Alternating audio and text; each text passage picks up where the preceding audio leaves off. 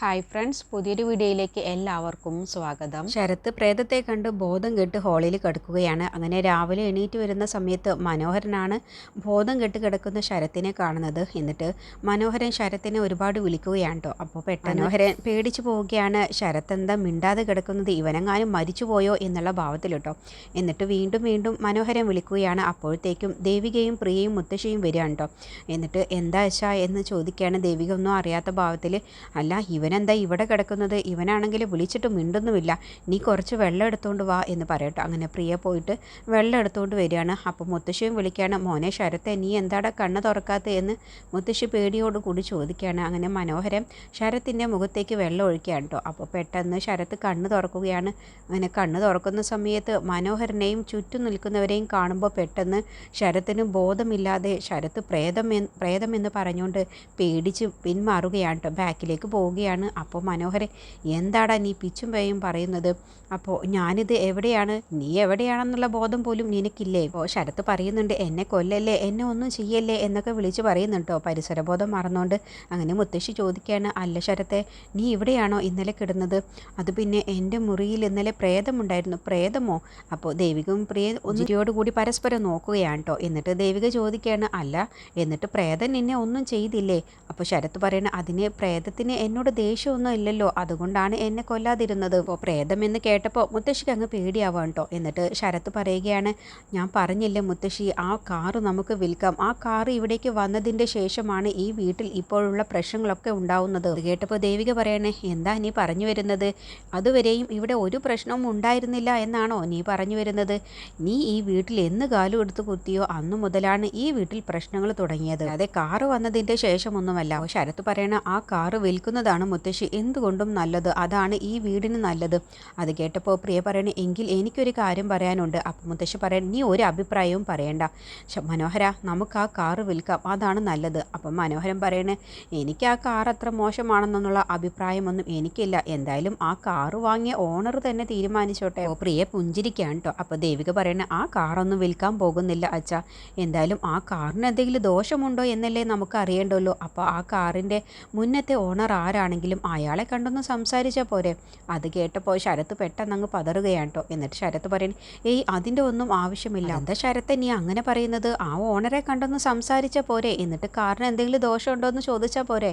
അപ്പോൾ വീണ്ടും ശരത്ത് പറയുന്നത്, ഏയ് അതിനൊന്നും ഒരു ആവശ്യവുമില്ല, നിങ്ങൾ ആ കാറ് വിൽക്കുന്നില്ലെങ്കിൽ വിൽക്കണ്ട, ഞാനല്ലേ ഇന്നിപ്പോൾ ഇവിടെ കിടന്നത്, നാളെ നിങ്ങൾക്കായിരിക്കും ഇവിടെ കിടക്കേണ്ടി വരിക. ആദ്യം ഒരു കാര്യം മനസ്സിലാക്കുക, ഈ വീട് ഒരു പ്രേതാലയമായി കൊണ്ടിരിക്കുകയാണ്, അത് മനസ്സിലാക്കിയാൽ നിങ്ങൾക്ക് നന്ന് എന്നും പറഞ്ഞ് ശരത്ത് പേടിയോട് കൂടിയാണ് റൂമിലേക്ക് പോകുന്നത്.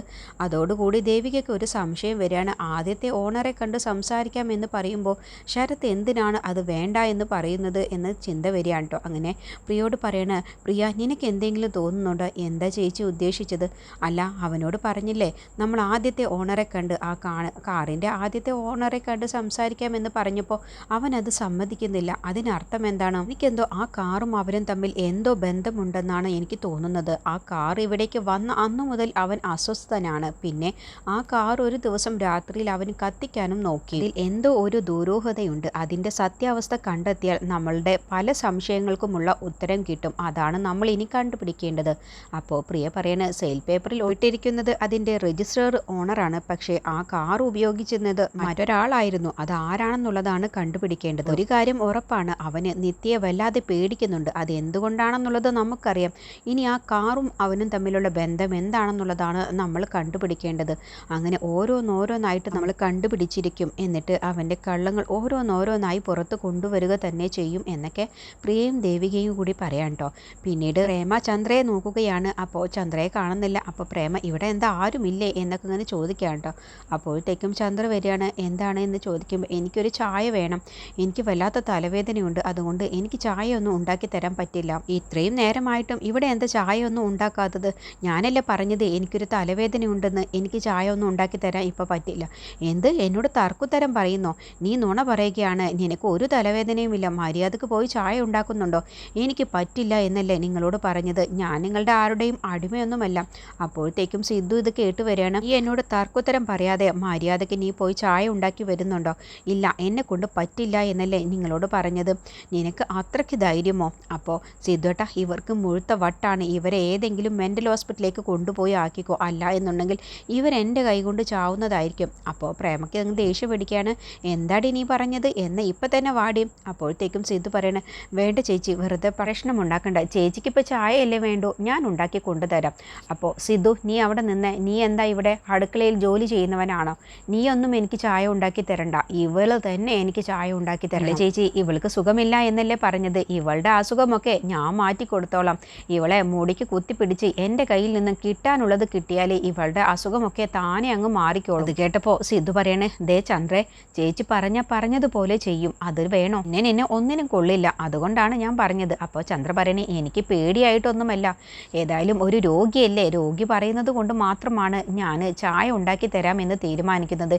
എന്നാൽ എനിക്കൊരു സംശയമുണ്ട്, നീ എന്നോട് ഒരു സംശയവും ചോദിക്കണം. എന്നാൽ ഞാൻ ചോദിച്ചിരിക്കും, നിങ്ങൾക്ക് കട്ടൻ ചായയാണോ വേണ്ടത്, പാൽ ചായയാണോ വേണ്ടത്?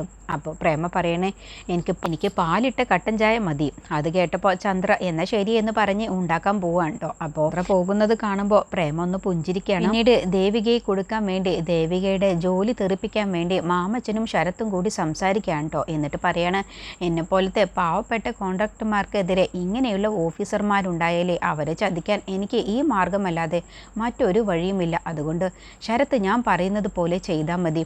എൻ്റെ കൂടെ വിജിലൻസ് ഓഫീസർമാരുണ്ട്, അവരെ ഞാൻ എല്ലാ കാര്യങ്ങളും പറഞ്ഞേൽപ്പിച്ചിട്ടുമുണ്ട്. അതുകൊണ്ട് ശരത്ത് ഇപ്പോൾ ഞാൻ കൊണ്ടുതരുന്ന ഈ പണമുണ്ടല്ലോ, ഇതെങ്ങനെയെങ്കിലും ദേവികയെ കൊണ്ട് വാങ്ങിപ്പിക്കണം. പിന്നീട് ഞാൻ പറയുന്നത് പോലെ അവർ ചെയ്തോളും. ദേവിക ഈ പണം വാങ്ങിക്കഴിഞ്ഞാൽ പിന്നെ വിജിലൻസ് ഓഫീസർമാർ അവിടെ എത്തിക്കോളും, പിന്നെ അവർ നോക്കിക്കോളും. പിന്നെ ഒരിക്കലും ദേവികയ്ക്ക് പിന്നെ ആ ജോലി കിട്ടില്ല, ജോലി തെറിച്ചോളും. അതോടുകൂടി ദേവികയുടെ അഹങ്കാരവും നിൽക്കും. അപ്പോൾ ശരത്തിനൊരു പേടിയാവാണ്, അല്ല ഇതിപ്പോൾ ഞാൻ വാങ്ങിയിട്ട് എന്നെ എങ്ങാനും പോലീസ് പിടിക്കുമോ? ഇല്ല, നിനക്കൊരു ദോഷവും വരില്ല, അല്ല ഞാനല്ലേ കൊണ്ടു കൊടുക്കുന്നത്, അതുകൊണ്ടാണ് പറയുന്നത്. അതൊക്കെ ഞാൻ റെഡിയാക്കിയിട്ടുണ്ട്, ശരത്ത് ഞാൻ പറഞ്ഞതുപോലെ ചെയ്താൽ മതി, ശരത്തിന് ഒരു ദോഷവും വരില്ല എന്ന് പറഞ്ഞ് ഒരു കവറിൽ പൈസ ഇട്ട് 50,000 രൂപ ശരത്തിൻ്റെ കയ്യിൽ കൊടുക്കുകയാണ്. എന്നിട്ട് ശരത്തിനോട് പറയുന്നത്, ദാ നിൽക്കുന്നു, അതിൽ വിജിലൻസ് ഓഫീസർമാരാണ്. ശരത്ത് ഈ പണം ദേവിയെ കൊടുത്തു കഴിഞ്ഞാൽ ഉടനെ തന്നെ വിജിലൻസ് അവരെ വന്ന് അറസ്റ്റ് ചെയ്തോളും എന്ന് പറയട്ടോ. അങ്ങനെ ശരത്ത് ഒന്നും അറിയാത്ത ഭാവത്തിൽ ദേവികയുടെ അടുത്തേക്ക് ആ കാശും വാങ്ങിയിട്ട് ചെല്ലുകയാണ്. അപ്പോൾ ദേവിക മനോഹരൻ്റെ വീട്ടിലാണ്. അപ്പോൾ